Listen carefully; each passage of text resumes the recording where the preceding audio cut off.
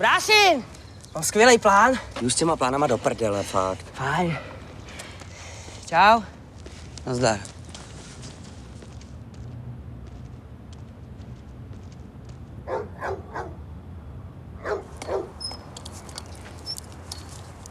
Ty vole, co děláš, vole? Děláš prdel, vole? To je tvoje kolo, jo? Kokote, vole? Nějaký dětský, vole, ne?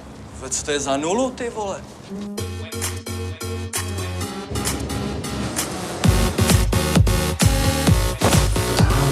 Přijď si pro bratra, jo? A co se asi děje?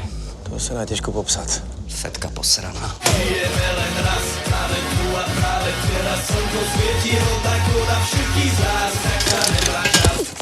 Máš koule? Nechci se s tebou bavit. Potřebuju parťáka, že tady je to samý pičus.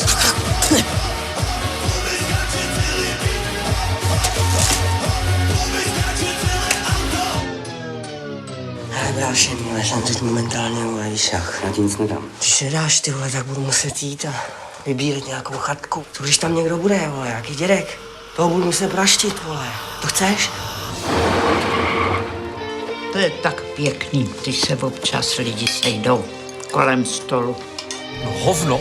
Víš co, jsem pořešil nějaký prachy. Pět, mama. Vole, je to tvůj brácha, je to tvůj průser, vole. Najdi mi ho tady. Ani náhodou.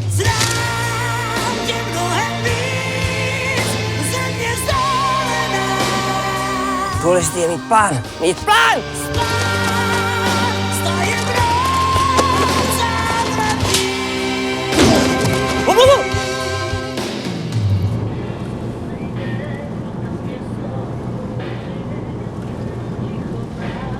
Má tempomat tohle, má to tempomat? Co?